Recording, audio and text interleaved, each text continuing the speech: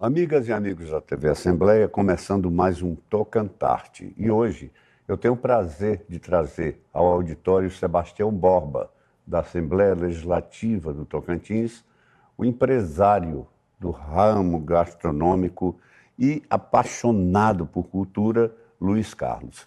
Luiz, muito obrigado por ter vindo aqui até a Assembleia. Eu que agradeço o convite, a gentileza de poder devolver um pouco para Palmas a acolhida que Palmas tem dado à nossa família.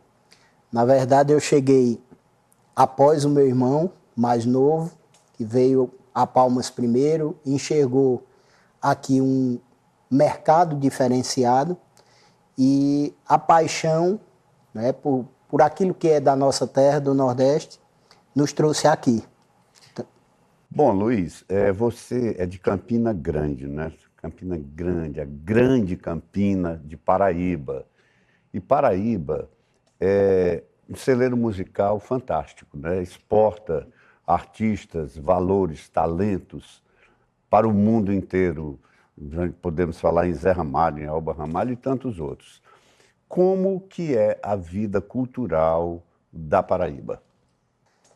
Campina Grande é uma cidade que permanece sempre na vanguarda. Campina Grande é um palco para grandes artistas e para novos artistas. Campina Grande, através da iniciativa de Ronaldo da Cunha Lima, criou o maior São João do mundo. Sim. E para a minha geração, que da infância para a adolescência viu esse movimento nascer, isso se tornou para a gente meio que sanguíneo. Então, Campina Grande ela tem uma ebulição cultural muito antiga, mas isso vamos dizer que explodiu com a criação, a semente do maior São João do mundo. E aí não parou, e eu creio que é a continuidade daquilo que os pioneiros da cultura da música nordestina começaram.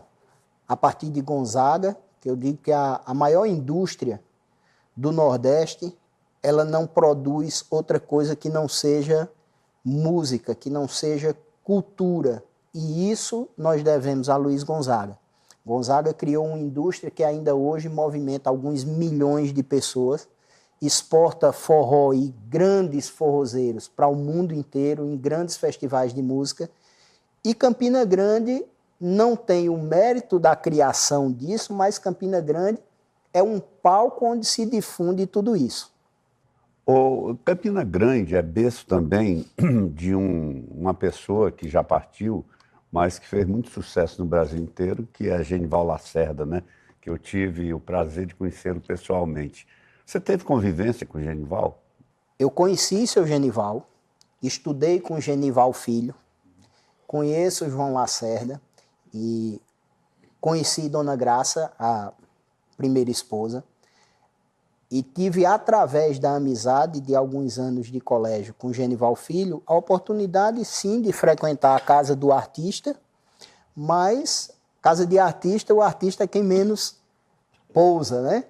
Mas, assim, a gente pode dizer que conviveu com aquele espírito cultural. Seu Vavá, como para nós era conhecido, para mim uma das figuras icônicas da cultura do cenário artístico paraibano, não posso falar só campinense, mas temos que falar paraibano, e nacional. Tinha peculiaridades que eu me identifico muito. Seu Genival era um homem da feira. Seu Genival, ainda pouco antes de falecer, ainda tinha o hábito de todas as vezes que ia a Campina Grande, ir lá na Feira Central, aliás, local onde ele tinha alguns prédiozinhos alugados, e ele fazia questão de estar na feira, de ser reconhecido na feira. E eu digo que quem quer conhecer um povo, quem quer conhecer uma cultura, o melhor lugar para se fazer é na feira. É na feira onde a gente sabe quem é aquele povo, o que é que aquele povo come, o que é que aquele povo consome, quais são os assuntos daquele povo. E seu Genival me tem como admirador, principalmente por ter essa característica de ser um artista, não um artista de palco, mas ser um artista do povo, que o povo é quem torna o artista tudo aquilo que ele é. Bom, eu quero explicar para vocês que o Luiz Carlos, ele é um apaixonado por cultura, ele não está há tanto tempo em Palmas, ele veio para cá investir no ramo gastronômico, mas nós vamos conversar isso no decorrer do programa, no outro bloco.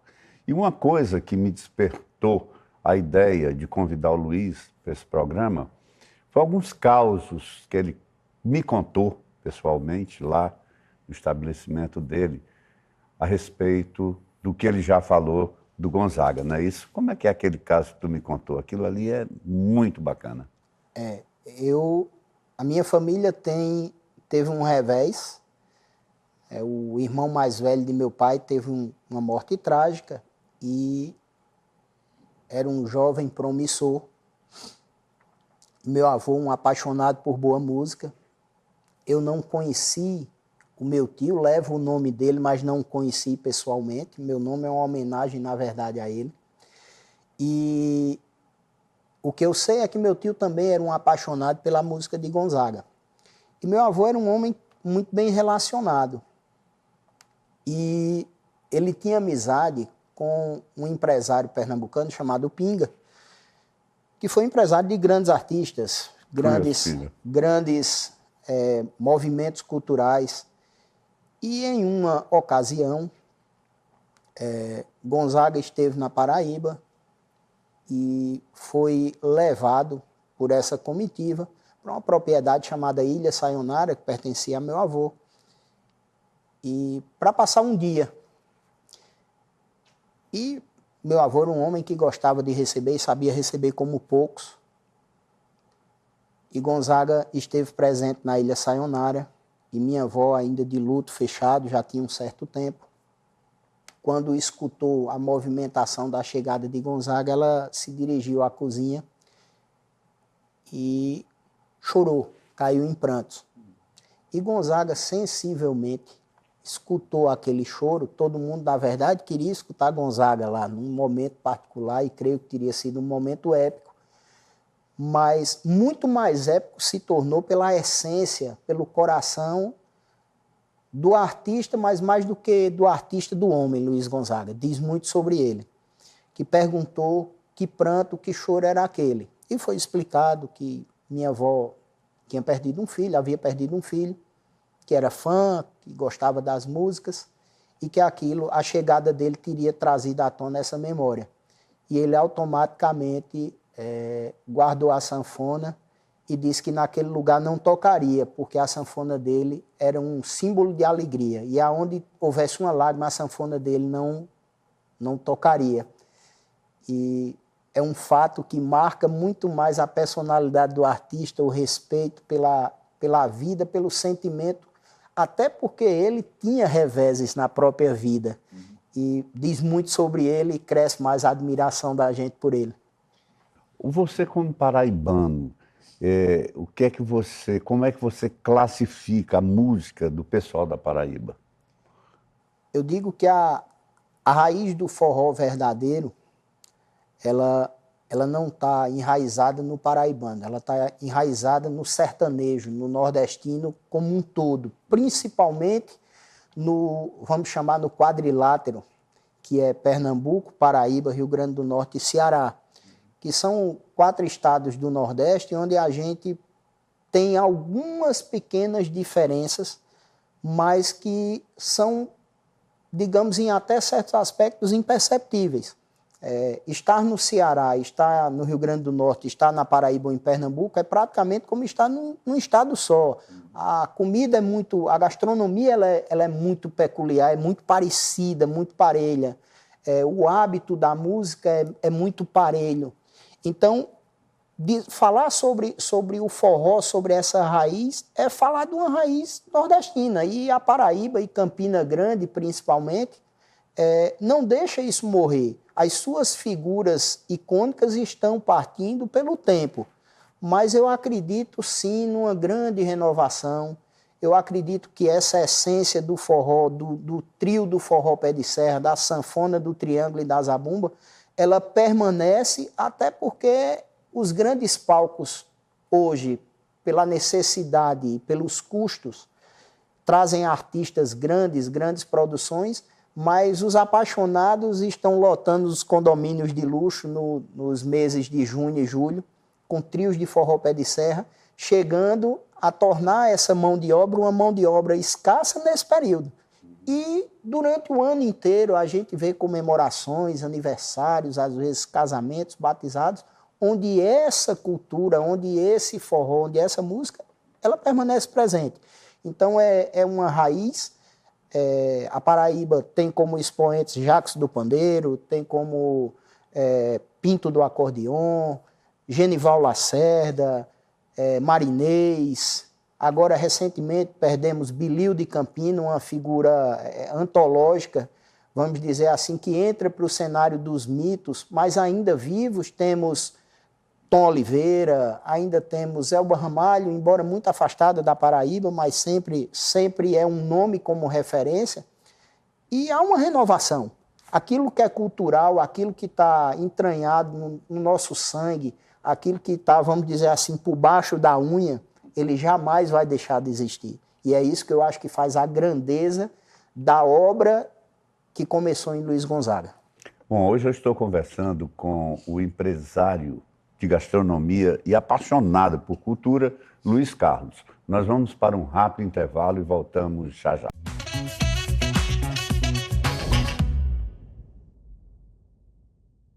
Voltamos com o Tocantarte. Hoje eu estou conversando com o empresário da gastronomia e apaixonado por cultura, Luiz Carlos.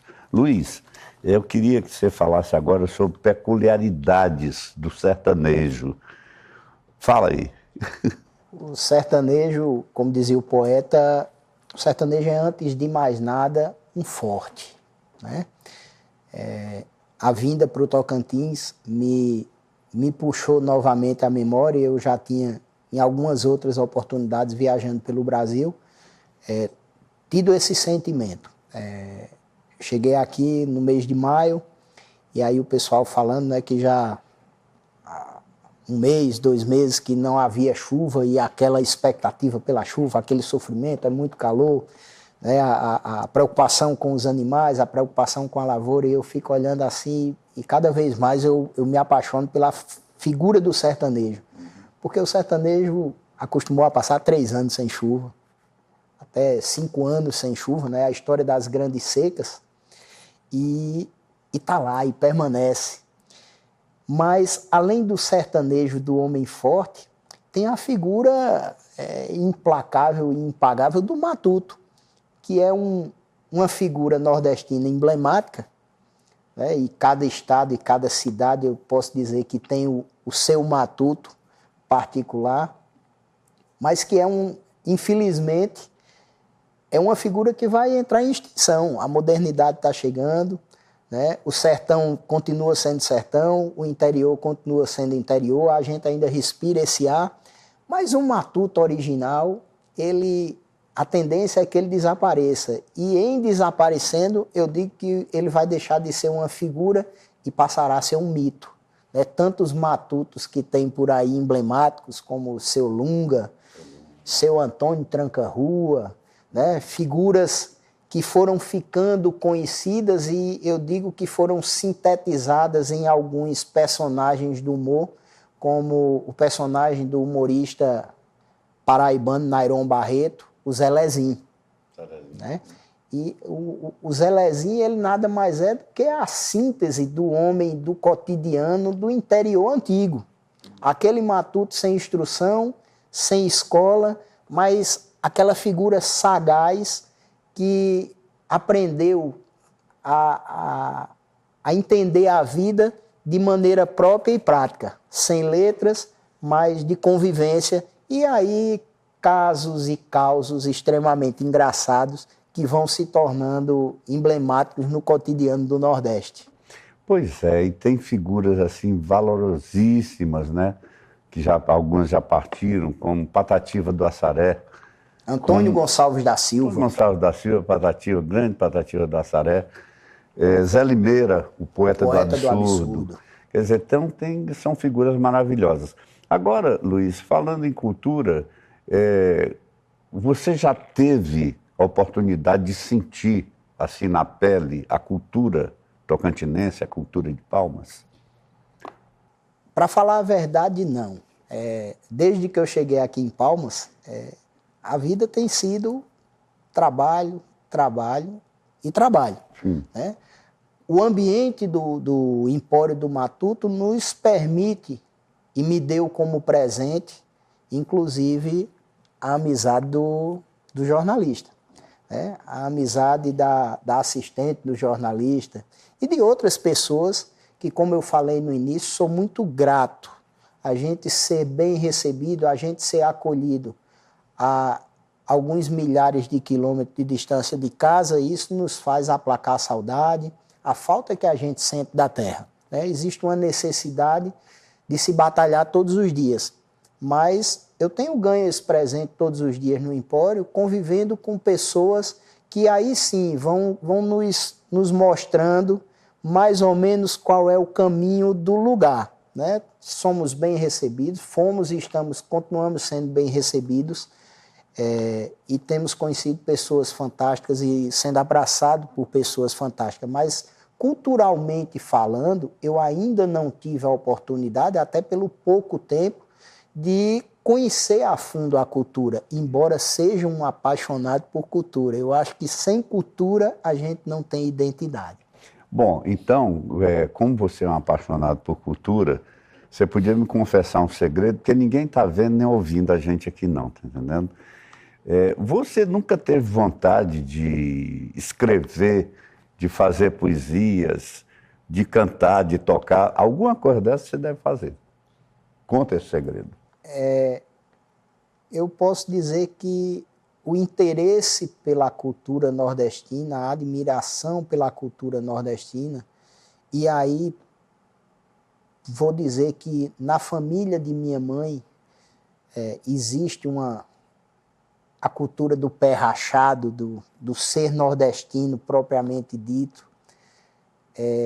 Isso é intrínseco da gente, está no DNA. Me ver como artista, não. Confesso que não. Gosto das palavras, porque tenho o hábito da leitura. Posso dizer que em até alguns momentos é um vício da leitura. Gosto muito de ler coisas da minha terra, mas leio coisas de todos os lugares. Tenho uma certa facilidade, vamos dizer assim, de escrever, de expressar a ideia, mas nunca tive na cabeça, nunca me foi por objetivo explorar essa área. Não sei, não sabemos o dia de amanhã, não sabemos o que é que a vida nos reserva, mas assim, digamos que eu seja um artista de mim próprio, né? Um escritor de meus próprios pensamentos, mas isso nunca foi levado adiante, nunca foi explorado como uma forma de vida. Mas é uma paixão, não deixa de ser uma paixão. Escutar boa música nos torna, digamos que, no mínimo, críticos da boa música. Nos aprofundarmos na cultura nos abre janela, a porta se abre, o caminho ele se ilumina na forma cultural, entender determinadas coisas. Gostar da letra, gostar de leitura nos faz compreender outras formas de pensamento, outras formas de vida e nos torna pessoas mais ricas interiormente. Então, explorar isso aí, até hoje, não. Bom, você, Luiz, é um intelectual, com certeza que é. E falando em literatura, como é que você vê, como é que você descreve, falando tanto em Nordeste, a literatura de cordel? Eu convivi, meu pai é um aficionado por, não a literatura de cordel, mas meu pai é um aficionado por cantadores de viola. E não existe a cultura da cantoria de viola que, andando de mãos dadas, de certa forma, não esteja o cordel. A cantoria de viola é um cordel cantado. e o cordel é a cantoria escrita. Então elas estão de mãos dadas. E em se tratando de letras culturais, vamos dizer assim, nordestinas, eu peço uma licença poética, mas também eu peço que me compreendam, porque não quero diminuir nem retirar do palco nenhum nome importante. Mas se existe uma cultura escrita nordestina, essa cultura se chama Ariano Suassuna. E aí eu sou apaixonado pela história de Ariano, pelos contos de Ariano, pelos causos de Ariano. Eu digo assim, que Ariano é aquela figura que Deus escolhe em milhões para soltar ele, para ele se tornar eterno. Eu digo que Ariano vai ser eterno, porque a obra de Ariano vai ser eterna. A eternidade que tanto se busca na carne, né, no corpo, na beleza, ela existe quando a gente não é esquecido. A eternidade está, para mim, aí. Ariano esteve algumas vezes aqui, porque aqui já houve a Feira Internacional do Livro, né? Que, aliás, podia voltar, porque realmente é um evento fantástico, né? E Ariano esteve algumas vezes. Ele é eterno, como você falou. Não tem como não ser. Você queria que Ariano tivesse nascido em Campina Grande? A figura de Ariano, ela é tão grande que eu digo que Ariano, ele poderia ter nascido em qualquer lugar e ele continuaria sendo Ariano. Deus escolheu o nascimento de Ariano, né, como aquela história do Palácio do Governo, que Ariano nasceu no Palácio do Governo. Né? Uhum. O pai era governador e ele contava esse caso, que um dia foi convidado a estar em um evento no Palácio do Governo da Paraíba e não estava de paletó e barraram Ariano na entrada. E Ariano, sendo Ariano, disse para ver como são as coisas. Eu um dia estive aqui, foi nu. Fala aí, Ariano, você tirou lá do fundo do baú uma particularidade minha. Uma determinada época eu namorei com Mônica, neta de Ariano. Quase que eu viro neto de Ariano Suassuna. Pensou que honra seria para mim? Hoje eu estou conversando com o empresário da gastronomia e apaixonado por cultura, Luiz Carlos. Nós vamos para um rápido intervalo e voltamos já já.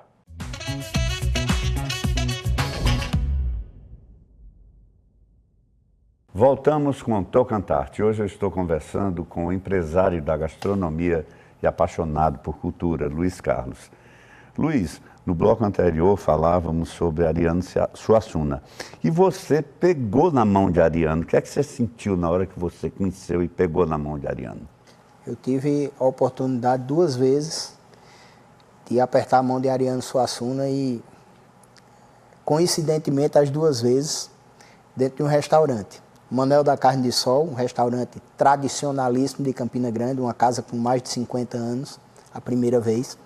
E, coincidentemente, a segunda vez, na Cantina do Manuel, que já é a 3ª geração da família que segue com restaurantes. Na BR-230, entre João Pessoa e Campina Grande, eles abriram uma casa dentro de um condomínio. E eu voltava de uma viagem, parei para almoçar, sou amigo do Tiago, e parei para almoçar e não sabia. Assim que eu cheguei, praticamente em tempo real, Ariano estava chegando para almoçar. E, mais uma vez, uma emoção. Existe aquela mística dos ídolos. Eu não vou dizer que tenho ídolos, mas Ariano é uma figura que eu sou fanático pela maneira como lidou e como ele lidava com as figuras esquecidas da cultura nordestina, né? A história do Chicó e do João Grilo, aquilo nada mais são do que personagens da vida real colocados na ponta do lápis e na verve de Ariano. Mas ali naquele momento eu passei a acreditar que existem pessoas, todos nós temos a nossa importância, mas existem pessoas especiais e essas pessoas carregam uma energia diferente. Então, Ariano chegou para almoçar. E aí a gente fala agora em gastronomia. Essa coisa de gastronomia pintou quando na tua vida? Na verdade, precisamos esclarecer. Eu vim para cá, meu irmão havia vindo para o Tocantins ano passado, a convite de um primo que mora aqui há 13 anos. Graças a Deus temos uma família em que, por mais distante que estejamos, mas se gritar socorro, todo mundo chega junto. E meu irmão estava num momento querendo uma mudança de clima, de negócio, vinha no comércio há muitos anos, e meu primo convidou para que ele viesse aqui conhecer, e ele veio com o propósito de abrir uma distribuidora de um produto genuinamente nordestino, a cachaça, mas após um período de 90 dias pesquisando o mercado, ele viu que esse era um mercado ainda muito pequeno aqui, digamos assim, um pouco imaturo. Ainda existe a mística da cachaça, é a mesma coisa de aguardente, e para o conhecedor isso é completamente diferente, mas aqui, culturalmente falando, ainda é uma coisa um pouco distante. Então ele não enxergou sucesso nesse negócio, mas se apaixonou pelo lugar. E aí veio a história. Nós convivemos com uma chefe autodidata, minha mãe, Dona Jerusa Aragão, que nasceu com o dom de conquistar e encantar pela sua gastronomia. E nós fomos filhos que convivemos com boa mesa, com boa comida, na casa do meu pai, na casa dos meus avós. E muito isso graças à minha mãe, que gosta da culinária, e principalmente meu avô, pai do meu pai, que era apaixonado por tudo que ela fazia. Então eu digo que ele era o fã número 1 da cozinha dela. E aí nós convivemos com isso. A gastronomia nordestina é muito rica, muito peculiar, mas muito rica.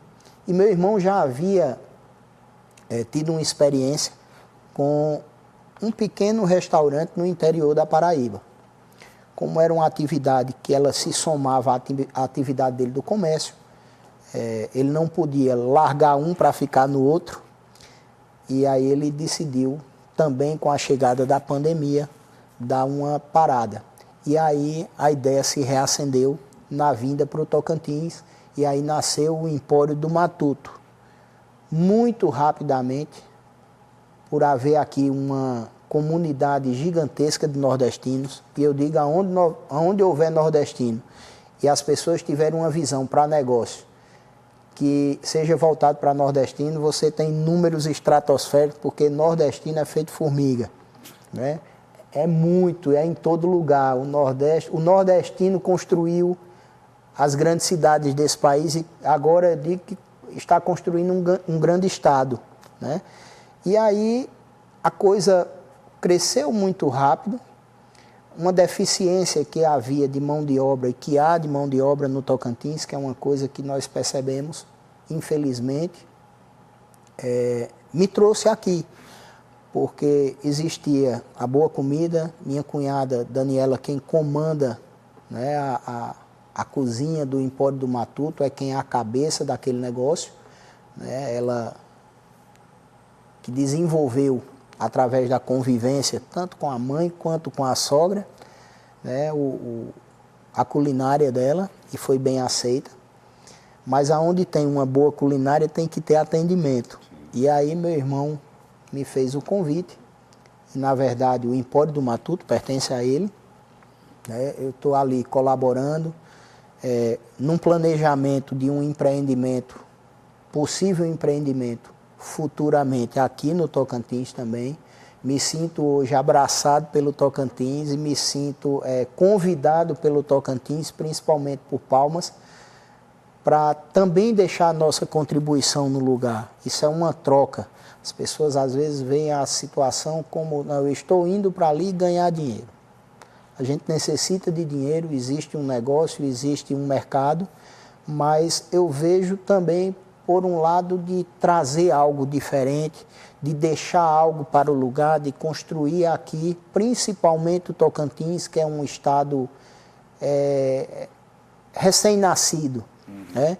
Então, talvez para mim a maior ambição seja daqui a muitos e muitos anos que esteja alguém gravando um programa e falando sobre um nordestino paraibano que um dia chegou no Tocantins e que plantou uma semente e que essa semente se tornou um pouco da cultura de Palmas e do Tocantins. Então você resolveu estabelecer a sua vida no Tocantins mesmo, né?